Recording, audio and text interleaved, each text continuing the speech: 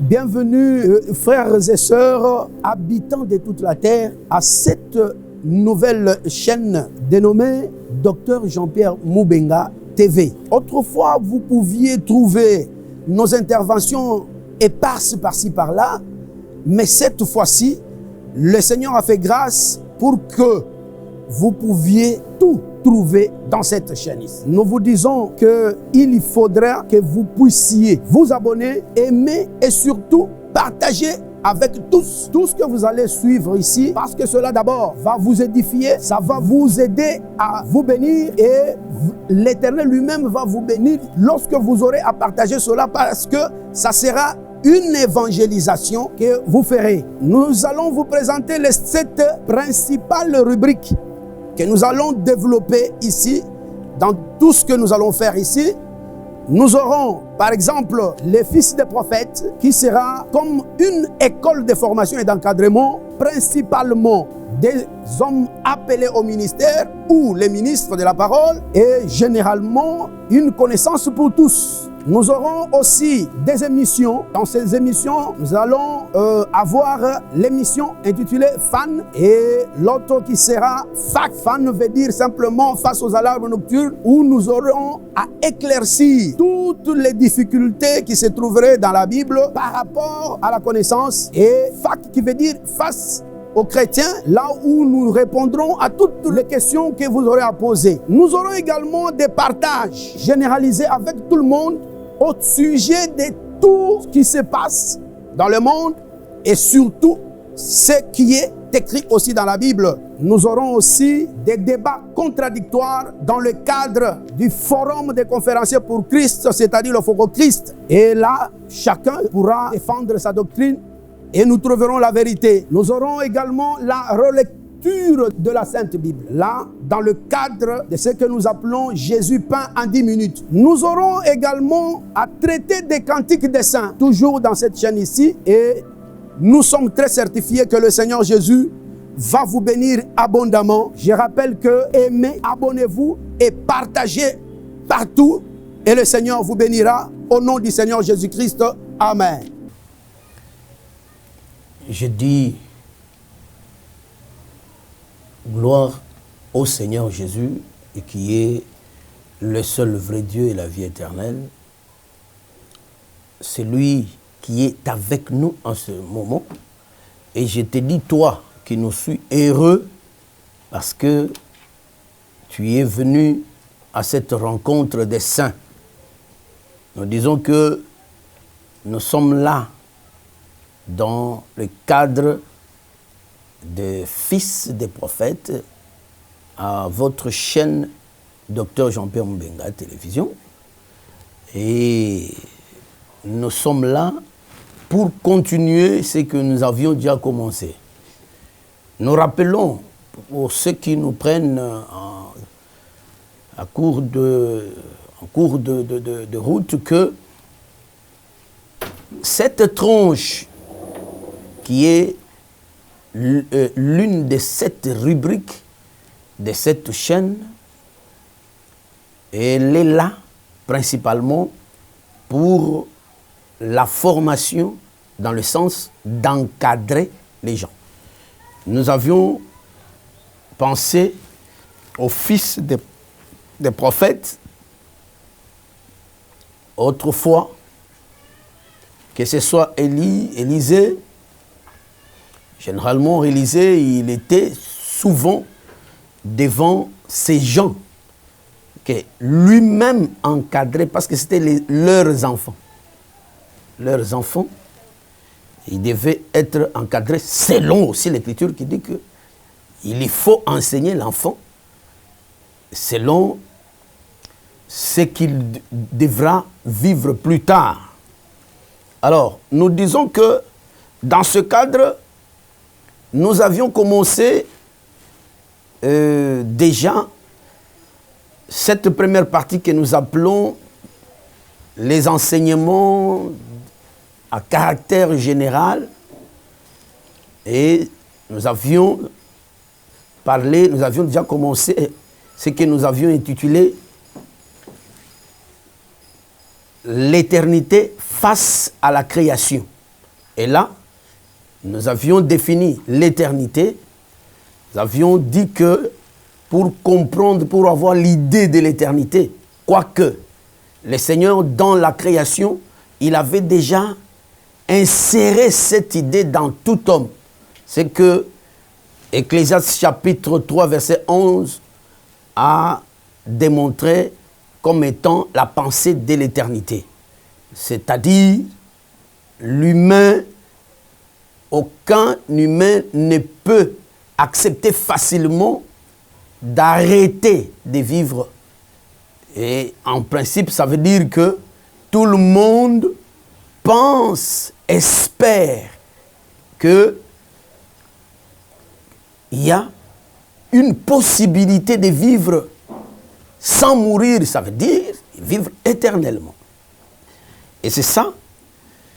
Mais à travers les Saintes Écritures également, parce que ça aussi nous l'avons vu avec les Écritures, nous sommes passés pour montrer que d'abord, l'éternité, c'est un moment qui a précédé la création. Vous voyez que, comme nous l'avions déclaré autrefois, l'éternité et la création sont vraiment serrées. Et nous avions aussi typifié cela. D'abord, en disant ça, nous avons conclu qu'il s'agissait de la pensée. De la pensée. La pensée ou la conception divine. Donc, avant que Dieu n'ait créé, il a d'abord conçu les choses en lui-même, selon que Paul l'a dit aussi dans Éphésiens, chapitre 1er. Donc, il a conçu des choses en lui-même, sans qu'il y ait quelqu'un qui les conseillerait. Et après avoir conçu, il a commencé la création. Et c'est là où nous sommes. Nous sommes en train de parler de la création. Mais je rappelle encore ceci.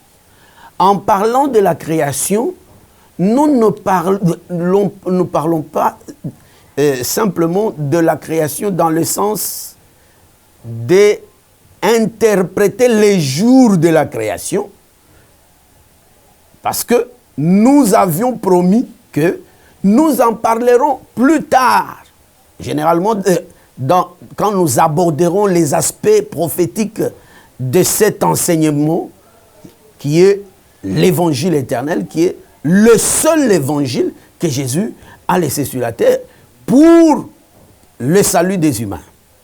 Mais nous parlons d'abord de la création dans le sens de l'essence de la création. Essence, être, l'être de la création, ou la substance création. Et pour faciliter peut-être la tâche aux gens, nous disons la définition de la création. La création, c'est quoi? C'est comme ça que nous sommes partis de certaines écritures qui nous ont parlé généralement, n'est-ce pas, de la création liée à l'éternité. Nous l'avons évoqué dans l'expression qui dit d'éternité en éternité que nous avons trouvé dans plusieurs écritures que nous avions évoquées la fois passée. C'est là où nous avons dit l'éternité. Il n'y a pas en fait 2 éternités ou 3 éternités ou 4. Et il y a l'éternité, c'est-à-dire le temps avant la création ou le hors création. Lorsque nous sommes dans la création, si nous quittons la création, nous sortons de la création, nous allons nous retrouver dans l'éternité. Mais dans ces expressions-là, nous avions trouvé que lorsqu'on dit d'éternité en éternité, c'est que il y a un mouvement. C'est ce que nous avions appelé le bouger de l'éternel. L'éternel étant esprit, étant la pensée, la conception, mais il n'a pas voulu seulement rester à cet état-là. Alors, il a voulu exprimer, manifester toutes ces pensées-là, tout ce programme-là, toute cette conception-là, la manifester. Tellement qu'il était seul. Mais dans ses pensées, il avait conçu des gens qui pourraient l'honorer, c'est-à-dire l'adorer. Et cela a commencé par les anges. Parce que ce sont des esprits. Mais il a aussi voulu se représenter dans la création par des hommes que lui-même voulait appeler fils, ses enfants. C'est comme ça qu'il a fait un mouvement de quitter la pensée vers la concrétisation de ce qu'il avait pensé. Et la matérialisation de cela, c'est ce que nous appelons la création. C'est ainsi que, en d'autres termes, nous envoyons un mouvement, un déplacement. C'est ce que nous avons appelé depuis plusieurs moments, nous l'avons appelé les bougies ou le mouvement de l'Éternel, le déplacement de l'Éternel. Et là, nous avons vu que lorsque Dieu entre dans ce déplacement-là, c'est-à-dire, il quitte de cette pensée vers la matérialisation de la pensée, il passe par le parler. Et c'est comme ça que nous avons dit, d'éternité en éternité, ce qui fait que cette expression dégage le semblant des deux éternités, c'est la présence de la création. Parce que lorsqu'on est dans la création, on doit se dire, nous venons d'où et nous allons où. C'est la base même du sens de l'évangile. La personne qui reçoit l'évangile comprend d'où il vient et où il va. Mais la personne qui ne comprend pas l'évangile, il vit ce que l'Écriture appelle « mangeons et buvons, car demain nous mourrons ». Il croit que c'est fini, il n'y aura plus une suite ou une continuité quelque part. Mais les sages, les gens qui reçoivent cette faveur du Seigneur, étant dans la création, ce qu'ils recherchent, c'est de comprendre d'où ils viennent et où ils vont. En disant ça, nous comprenons qu'il y a un sens. Un sens, on vient de quelque part et on va quelque part. C'est ça l'évangile éternel. L'évangile éternel, c'est ce déplacement de l'éternité à l'éternité. D'éternité en éternité. C'est ça l'évangile éternel. C'est pourquoi, ayant déjà commencé à définir la création, nous avons utilisé certaines écritures qui nous ont fait comprendre que la création, d'après les Écritures, c'est d'abord une personne, un homme. Nous avions évoqué, et je crois qu'on pourra nous relire ça, juste l'écriture ou la version ou le verset qui parle du Fils comme étant l'image du Dieu invisible. Colossiens chapitre 1er. Vous prenez d'abord le verset 12, mais vous descendez aussi pour dire que... Descendez, je vais vous arrêter. Rendez grâce, et Colossiens chapitre 1er à partir du 12e verset. Colossiens 1er à partir du 12e verset. Suivez, ouvrez vos Bibles et vérifiez. Rendez grâce au Père qui vous a rendu capable d'avoir part à l'héritage des saints dans la lumière Il nous a délivrés de la puissance des ténèbres et nous a transportés dans les royaumes de son Fils bien-aimé, en qui nous avons la rédemption. Dans le Fils, nous avons la rédemption. Nous avons la rédemption. Continue la lecture. Le pardon des péchés. Oui. Le Fils est l'image du Dieu invisible. Le Fils, c'est une définition. Le Fils est l'image du Dieu invisible. C'est-à-dire, le Dieu qui est invisible, qui est pensé, lorsque il veut se manifester, il devient fils. Il devient fils. Et le Fils, il est celui-là, cette chose-là que tu as dit, mais continue un peu la lecture. Le premier-né de toute la création. Il est le premier-né de toute la création. Cela, la notion de premier-né, c'est la notion des prémices, c'est la notion de la représentativité. Et lorsqu'on dit qu'il est le premier-né, cela répond à Apocalypse chapitre 3, et je crois le verset 14 que nous avions lu la fois passée. Apocalypse chapitre 3, verset 14. Écrit à l'ange de l'église de Laodicée, voici ce que dit l'Amen, le témoin fidèle et véritable, le principe de la création de Dieu. Le principe de la création de Dieu, ça veut dire le commencement de la création. Donc, c'est dire que le premier-né, c'est le commencement. Et dans le commencement se trouve même la fin, selon Dieu. Donc, tout se trouve dans la prémisse.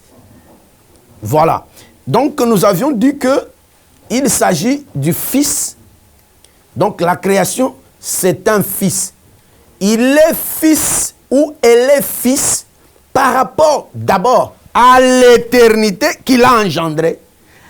Parce que le Fils ne peut rien faire qu'il ne voit pas faire au Père. En réalité, ça veut dire quoi? Le Fils dépend totalement du Père. Et donc, l'éternité ayant précédé la création, c'est une émanation de l'éternité, c'est-à-dire son Fils. Voilà pourquoi nous disons que l'éternité, c'est un Père et la création, c'est le Fils lui-même. Tu peux lire un peu en passant rapidement pour rappeler, je ne sais pas si la fois passée on avait lu 1 Chronique chapitre 16, le verset 36, lorsque David était en train d'installer la présence de Dieu en Israël, c'est-à-dire par l'arche. Oui, relis un peu pour... Chronique chapitre 16, verset 36. Oui. Béni soit l'Éternel, les dieux d'Israël, d'éternité en éternité, et que tout le peuple dise Amen, louez l'Éternel. Gloire à Dieu. Nous tirons cette expression. Il est béni d'éternité en éternité. C'est là où nous voyons l'apparence de ces deux choses. Et nous avons dit que ce qui fait paraître ça, c'est simplement l'insertion de la présence de la création. La création qui est un Fils.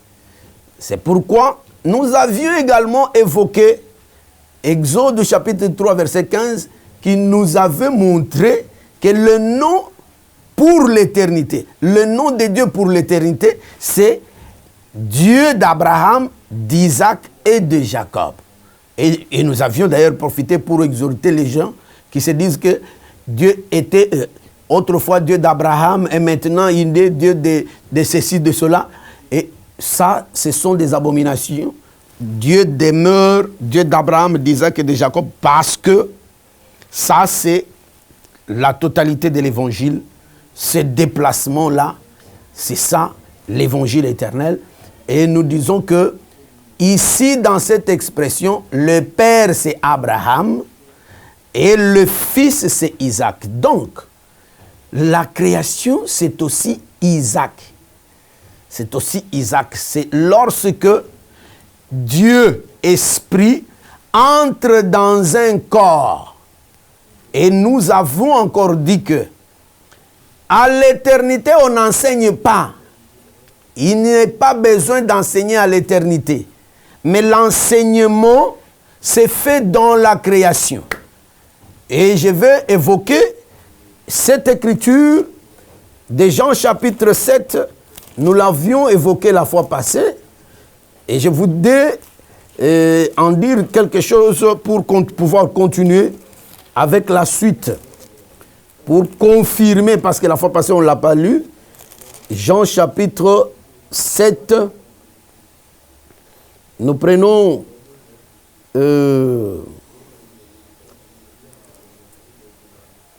le milieu de la fête. Tu peux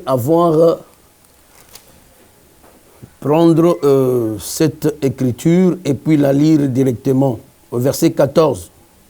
Jean chapitre 7, verset 14. Vers les milieux de la fête, Jésus monta au temple et il enseignait. Non, tu peux t'arrêter. Cette expression, d'aucuns pourraient prendre ça comme ça et puis passer. C'est une histoire qui s'était faite, mais faites attention. C'est une histoire qui doit être clarifiée. À ce niveau ici, pour ne prendre que ça, lorsque l'Écriture dit Jésus entra dans le temple, alla ou monta dans le temple, ce n'est pas quelque chose à faire passer comme ça. Parce que d'autres Écritures nous parlent du temple. On y reviendra avec la suite des choses. Mais lorsque Salomon a bâti le temple, il a fait une prière. Dans cette prière, vous découvrirez avec le temps que le temple devient une personne. Parce que il parle de pardon de péché. Il parle de l'exaucement de la prière que le temple devait faire, c'est-à-dire devait assurer. Et plus tard, nous voyons Jésus, lorsqu'il vient, il présente le temple comme étant son corps. Il avait dit, détruisez ce temple et moi je le rebâtirai dans 3 jours. Et l'Esprit dit, il parlait du temple de son corps. Donc lorsque l'Écriture dit, Jésus entra dans le temple, mais il faut retenir le cadre de Matthieu, plutôt de Jean chapitre 7. Dans ce cadre, on dit qu'il est resté pendant 3 jours, alors que la fête devait faire 7 jours. Il est resté pendant 3 jours sans qu'on le vût, qu'on le voie. Donc les gens ne le voyaient pas alors qu'il était là. Cette expression n'est pas vaine. Ça voulait simplement dire que Jésus était là comme Christ, c'est-à-dire comme esprit qu'on ne voyait pas. Ici, c'est dans l'histoire dans l'histoire de la Bible, c'est-à-dire ici, nous sommes déjà dans la création. Je ne parle pas de l'éternité, dans la création. Et pendant que les gens étaient dans cette fête-là, c'est-à-dire, c'est l'image de tout le temps que Jésus était en Israël sans que les gens ne le voient. Mais lorsqu'il entre dans le temple, c'est une expression qui veut seulement dire que lorsqu'il entre dans un corps, c'est là où il commence son enseignement.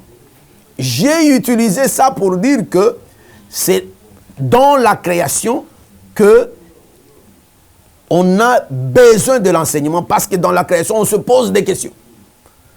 Et les gens qui ne pensent pas ou qui veulent minimiser le fait que nous définissions l'évangile comme les questions-réponses, ces gens, je comprends qu'ils sont hors l'évangile. Parce que même lorsque la manne était tombée du ciel, et les gens qui devaient la ramasser devaient poser la question, elle-même veut dire, qu'est-ce que c'est? C'est une question. Donc, l'évangile, en fait, c'est une question qui doit trouver des réponses.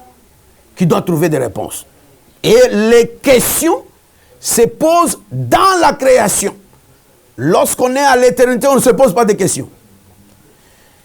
C'est comme ça que nous disons que ce fils-là, il s'agit premièrement d'Isaac, en qui s'est trouvé tout.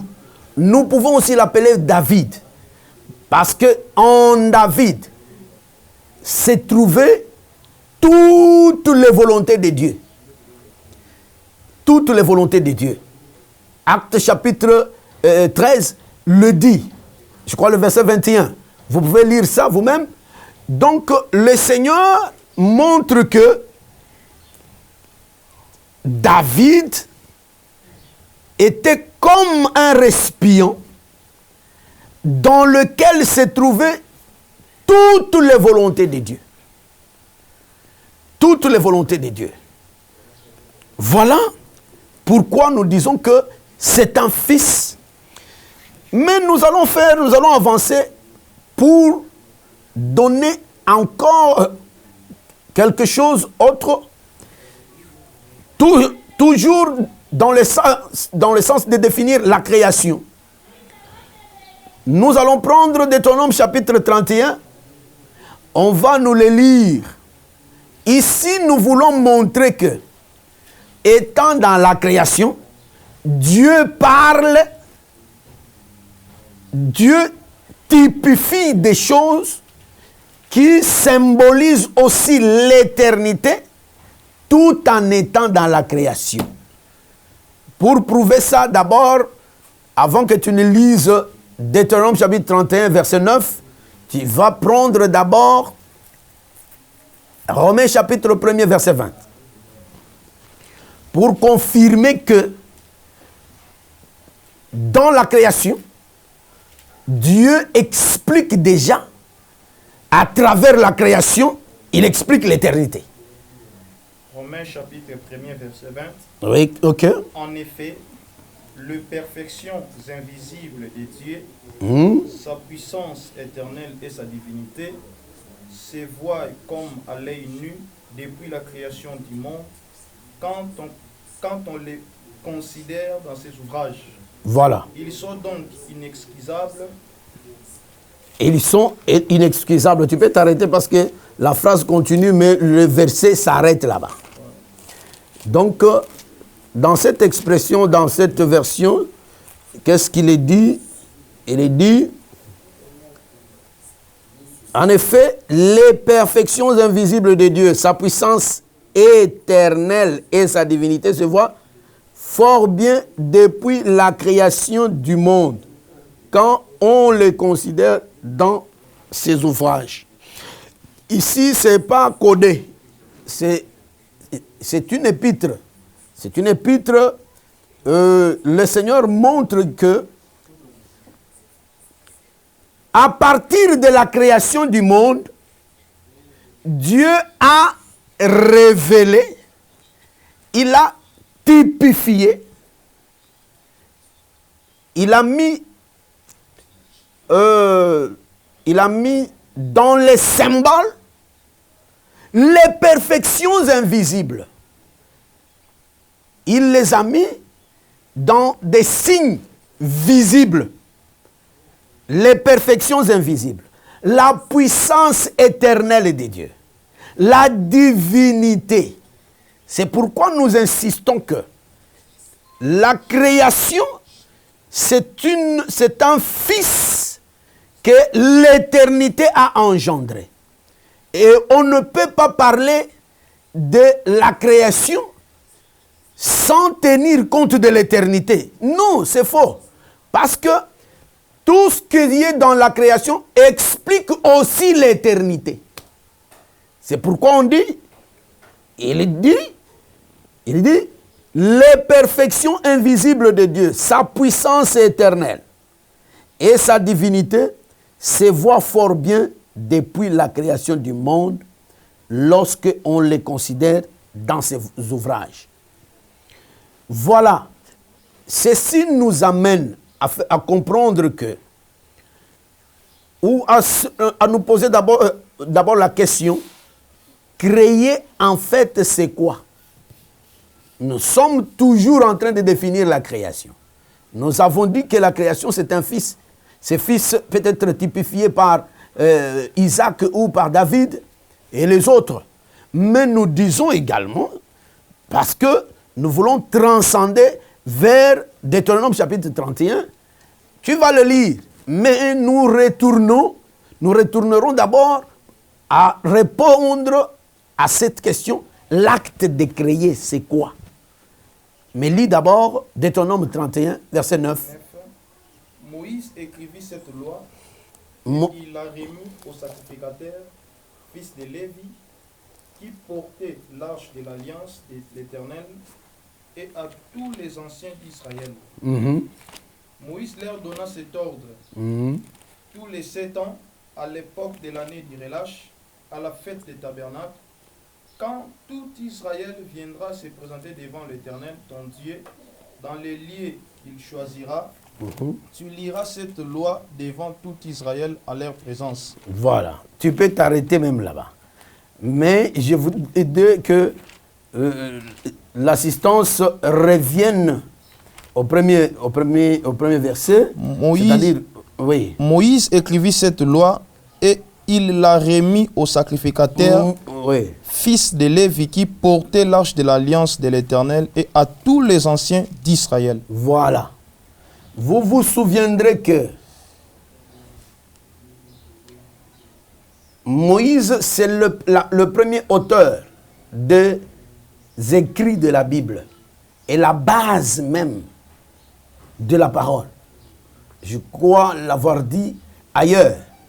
Parce que même les prophètes qui ont prophétisé du temps de la première alliance, eux tous prophétisaient tout en étant dans Moïse. C'est-à-dire, Moïse, c'est la base, le fondement de tout. Alors, ce Moïse ici, il a commencé. Comment est-ce qu'il a eu ses écrits? Il est d'abord monté à la montagne. Il a vu au-delà de la montagne. Alors que l'Écriture nous montre que la montagne elle-même, c'est un lieu élevé, c'est-à-dire le ciel. Parce que le ciel aussi, c'est un lieu élevé. Et lorsqu'on voit au-delà de la montagne, c'est que Dieu a fait grâce à Moïse, tout en étant humain, qu'il monte, qu'il voie l'éternité.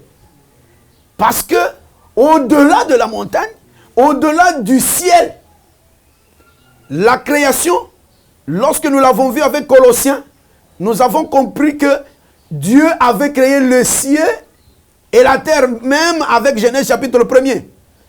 Donc, elle contient et le ciel ou les cieux et la terre. C'est ça la création. Et en d'autres termes, on parle de la création visible et la création invisible. Mais lorsqu'on va au-delà de cela, c'est ça l'éternité. Donc, si Moïse est monté, il est allé, et quand il voit ce qu'il voit là, il ne voit pas des choses de la création. Il voit des choses au-delà de la création. C'est pourquoi il lui a été dit, quand tu vas retourner, tu vas faire les choses selon le modèle que tu as vu là-bas. Là-bas où? À l'éternité. Donc, Moïse, c'était une personne tellement spéciale. Spéciale dans le sens que ce que Dieu devait faire, Dieu a dit, Moïse, prends ma place. Ici, que tous les les fils des prophètes et tous ceux qui nous suivent retiennent que dans cet acte ici, Moïse prend la place de Dieu et il devient comme un créateur. Et nous allons démontrer que Moïse lui-même a fait l'acte de créer. C'est pourquoi je voudrais d'abord que nous puissions définir créer c'est quoi, afin de comprendre ce que Moïse a fait ici. Nous sommes en train de définir l'évangile éternel. Maintenant, remarquez ceci. Lorsque vous parcourez les Écritures, vous trouverez que, d'abord, toutes les personnes ici qui sont sur la rue, lorsque tu lui demandes, créer c'est quoi? Il va le dire simplement que c'est prendre quelque chose qui n'existe pas et l'amener à l'existence. Cette définition n'est pas mauvaise. Elle est bonne. Mais elle est limitée. C'est pourquoi nous voulons en donner celle qui va mieux te faire comprendre le mystère de l'évangile. Parce que l'évangile n'est pas une chose simple que tout le monde peut ramasser comme il veut. Non, ce n'est pas de la friperie où tout le monde peut toucher et ramasser. Non, c'est un trésor. C'est un trésor. Comme des minéraux qu'on peut appeler trésor et qu'on ne peut pas vendre et étaler sur une table au marché. Non. Non.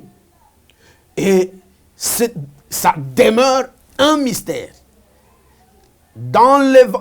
Lorsque Paul prêchait dans 1 Corinthiens chapitre 2, lorsqu'il l'expliquait, nous pouvons transcender par là, rapidement, 1 Corinthiens chapitre 2, où Paul est en train de définir toujours cet évangile ici. Qu'est-ce qu'il dit? Tu peux lire à partir du verset 7 et tu descends. Verset 7, 1 Corinthiens chapitre 2, verset 7. Nous prêchons la sagesse. Commence au verset 6. Cependant, c'est une sagesse que nous prêchons parmi les parfaits. Oui. Sagesse qui n'est pas de ce siècle. Il faut retenir ça. Ce ne sont pas des choses qui sont de la création. Ce ne sont pas des choses qui sont de la création. Parce que les choses de la création, tout le monde peut ramasser ça. Il peut voyager comme ça et puis ramasser ça. Tu peux arriver dans une forêt, tu vois un arbre, tu commences à la décrire. L'évangile, ce n'est pas ça. Ce sont des choses, tu as dit, qui ne sont pas de ce siècle. Ni des chefs de ce siècle, oui, qui vont être réduits à l'impuissance. Voilà. Nous prêchons la sagesse de Dieu, mystérieuse. Je voulais ce terme ici. Même si l'évangile est déjà dévoilé, mais il reste mystérieuse. Parce que ce ne sont pas des choses du monde. Ce ne sont pas des choses de la création. C'est l'éternité en fait. En fait, l'évangile, c'est l'éternité. Et voilà pourquoi l'Écriture dit qu'elle est mystérieuse. Comment encore? Et cachée. L'évangile dévoilé, il demeure caché. Que Dieu, avant les siècles, avait prédestiné pour notre gloire. Voilà. Avant les siècles. Ok. Avant les siècles. Tu vois? Avant les siècles, c'est quand? C'est avant le temps. Avant le temps, c'est quoi? C'est avant la création. C'est à l'éternité. Donc, l'évangile, c'est l'éternité. Amen. C'est-à-dire la pensée de Dieu. Amen. Et voilà pourquoi nous disons que nous pouvons maintenant retourner. Non. Nous disons un mot sur le quoi. Si le temps passe, on continuera toujours. Nous disons le mot sur ce que nous appelons la vraie définition de créer. Créer, c'est aussi amener à l'existence ce qui n'est pas. Mais créer, c'est aussi, et c'est d'abord, c'est ce que tu vas lire dans Matthieu chapitre 13, le verset 35. Matthieu chapitre 13, verset 35. Voilà. Afin que s'accomplisse ce qui avait été annoncé par le prophète, j'ouvrirai ma bouche en parabole. J'ouvrirai ma bouche en parabole. Je publierai des choses cachées depuis la création du monde. Les choses que je veux publier, ce sont des choses que on a cachées à partir de la création. Cette phrase me montre que à partir de la création, ça veut dire créer, c'est cacher. C'est l'acte de cacher qui explique la création. C'est ici où les choses sont mystérieuses. Les choses sont compliquées parce que l'humain, lorsqu'il voit, lorsqu'il comprend les choses, c'est toujours différemment de Dieu. Ésaïe chapitre 55, le verset, regarde ici, c'est 9 ou 10. Et vous ouvrez aussi vos Bibles là-bas pour lire ça. Ésaïe chapitre 55. Ésaïe chapitre 55, à partir du verset 8e. Car mes pensées ne sont pas vos pensées. Voilà. Et vos voix ne sont pas mes voix, dit l'Éternel. C'est ici où Dieu échappe l'humain. L'humain pense que ce qu'il voit là, c'est ce que Dieu comprend. Non, non. Ce que nous voyons avec nos yeux humains, c'est autre chose que ce que Dieu voit. Lorsque Dieu regarde le frère, il le verra autrement que moi je le vois. Dieu ne voit pas par l'apparence. Il ne s'arrête pas par l'apparence. Mais Dieu voit au-delà de l'apparence. C'est ce que nous appelons au-delà de l'apparence. Ça veut dire dans le pourquoi. Donc il va jusqu'au pourquoi de ce que nous voyons ici. Nous voyons la chose ici, mais nous n'en savons pas le pourquoi. C'est pourquoi je vous ai dit que l'enseignement, c'est dans la création. Parce que c'est dans la création elle-même, c'est un qu'est-ce que c'est. C'est une question. C'est pourquoi comprendre les choses, c'est poser les questions. Pourquoi? Pourquoi? Comment? Quand? Où? C'est ça la compréhension. L'œil humain a une limite de perception. Mais l'œil de Dieu voit autrement que cela. C'est pourquoi il nous avait été exhorté de ne pas marcher par la vue. Parce que si tu marches par la vue, tu vas t'arrêter par la vue et tu n'auras pas le chemin de l'éternité.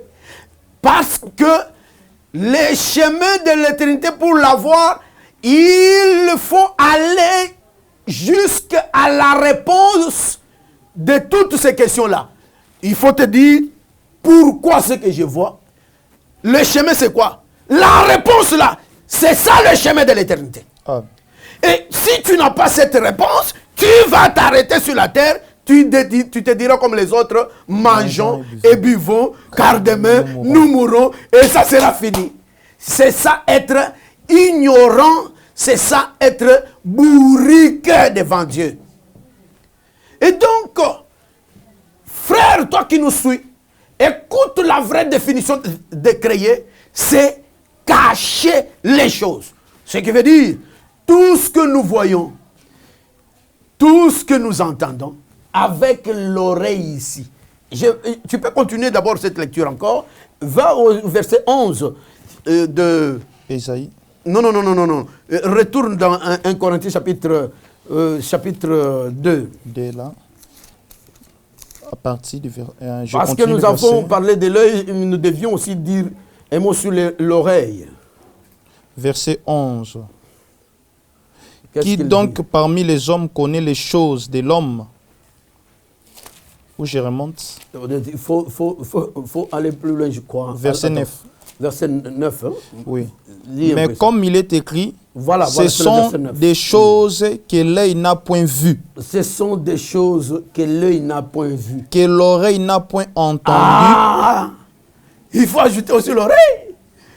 Quand j'écoute, vous savez, lorsque les gens, Moïse a dit au peuple, allons rencontrer Dieu à Sinaï. Le peuple était très content. Et le peuple s'est préparé. Ils ont changé leurs habits. Ils se sont lavés. Et le 3e jour, lorsque le peuple est allé, ils étaient dans la joie de rencontrer Dieu. Mais quand Dieu a commencé à parler, leurs oreilles ont écouté autre chose. Alors que Dieu disait autre chose. Pendant que Dieu parlait, le peuple entendait des tonnerres, des éclairs, et ils ne comprenaient rien. Au point qu'ils ont fini par dire à Moïse, Moïse, dis à Dieu de ne plus encore nous parler. Ils ont fait une prière. Tu connais la prière là? Oui. C'était laquelle? Que Moïse lui-même entende, et puis il est rapporté là. Il dit que Dieu ne nous parle plus.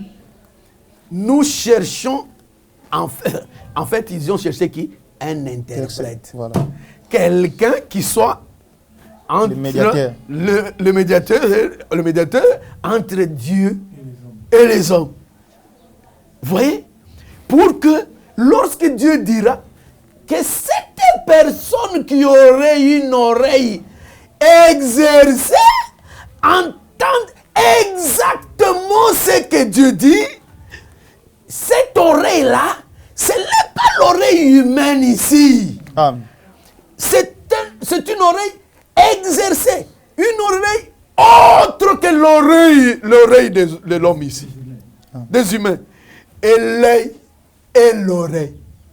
Et donc, il y a 2 yeux, il y a 2 oreilles.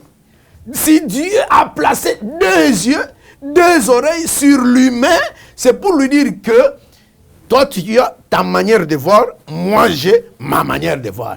Si tu veux, je vais te donner ma manière de voir.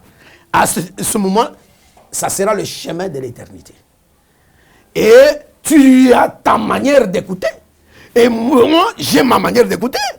Et si je te donne ma manière, tu vas traverser la création pour voir le chemin de l'éternité. Voilà pourquoi nous disons que changez votre manière de voir les choses et de comprendre les choses pour dire que créer à la vérité, c'est cacher les choses. Tout ce que Dieu a créé, à la vérité, il était en train de cacher les choses. Encore pire, on les appelle les choses. Les choses. En fait, l'éternité, c'est ça les choses. Oui, les choses que tu vois dans la Bible là. Les choses. C'est l'éternité. C'est l'éternité dans la création. Écoutez, il dit, la gloire de Dieu, c'est de cacher les choses. Comment Dieu a-t-il caché les choses? C'est en créant. Dieu nous a embrouillés. Il a embrouillé notre vision. Il a embrouillé notre oreille pour que nous soyons des bourriques, des bourricots. De façon que si lui-même ne vient, que nous ne comprenions jamais. Alors tu peux maintenant lire encore le verset 11 que tu avais commencé. Le verset 11. Qui donc parmi les hommes connaît les choses de l'homme? Qui donc parmi les hommes connaît les choses des hommes? Si ce n'est l'esprit de l'homme qui est en lui. Si ce n'est l'esprit de l'homme qui est en lui. De même, personne ne connaît les choses de Dieu si ce n'est l'esprit de Dieu. On ne peut pas comprendre les choses de Dieu, ni voir la chose de Dieu, si ce n'est l'esprit de Dieu. L'esprit de Dieu, c'est un œil. L'esprit de Dieu, c'est la vraie oreille. C'est pourquoi on nous parle de Ruben, on nous parle de Siméon. Ces deux-là, c'est Dieu lui-même. Ruben, c'est Dieu lui-même. Siméon, c'est Dieu lui-même. Alors que Ruben, c'est l'œil. c'est le voir. Lorsque la maman de Ruben l'a mise au monde, Léa, il a dit, cette fois-ci, Dieu a vu mon humiliation. C'est cet enfant-là. Et lorsqu'il met au monde de Siméon, il dit, Dieu a entendu. Donc, Siméon, étant l'oreille, c'est le type, ce sont les fils de notre frère Jacob. Jacob, que nous appelons aussi un autre père, c'est-à-dire le Saint-Esprit. Vous voyez, nous y arriverons parce que nous sommes dans la création. Et nous sommes obligés de suspendre là-bas et nous allons continuer prochainement. Donc, nous avons voulu dire que Moïse montant sur la montagne, il fait le Dieu, il devient Dieu. Il prend les choses de l'éternité et puis il vient. Au lieu de les donner, il avait refusé, hein? Il a mis le voile. Et pour garder ce voile, il écrit ça. Nous parlerons de l'écriture. Parce que l'écriture, en fait, c'est la création. Donc, nous allons parler prochainement de l'écriture. Ce que Moïse faisait là, il écrivait. En fait, il cachait les choses. Dans l'écriture, Dieu a caché les choses. Il a voilé l'éternité. L'écriture voile l'éternité. Voile l'éternité. Et nous sommes obligés de nous arrêter là parce qu'à la télévision, c'est le temps. Nous allons dire un mot dans la prière pour tous ceux qui nous ont suivis et que le Seigneur les aide absolument. Ça, nous disons que ce sont les bases, les rails pour bien interpréter la Bible et la comprendre. Fermez les yeux, nous allons prier. Seigneur puissant, Dieu grand et redoutable, je te rappelle ce que tu avais dit. Tu l'avais déjà bien dit que pour tous ceux qui sont tes serviteurs que tu enverras prêcher, comme nous le faisons maintenant, tu avais dit que toi-même tu seras présent. Tu ne seras pas présent seulement pour t'égayer, mais avec la mission, n'est-ce pas, de confirmer la vérité que nous prenons. Et puisque nous venons de dire la vérité, confirme-la devant et dans tout celui qui l'a reçu. Au nom du Seigneur Jésus-Christ, nous disons que cette parole est une puissance, que celui qui l'a reçu ait réellement reçu une puissance qui va faire que si cette puissance trouve une maladie, là je dis, si elle trouve la maladie en toi, je dis à la puissance de chasser cette maladie. Reçois la guérison au nom de Jésus-Christ. Parce que cette puissance, c'est un créateur. C'est elle qui est le créateur. Toutes les situations doivent le respecter.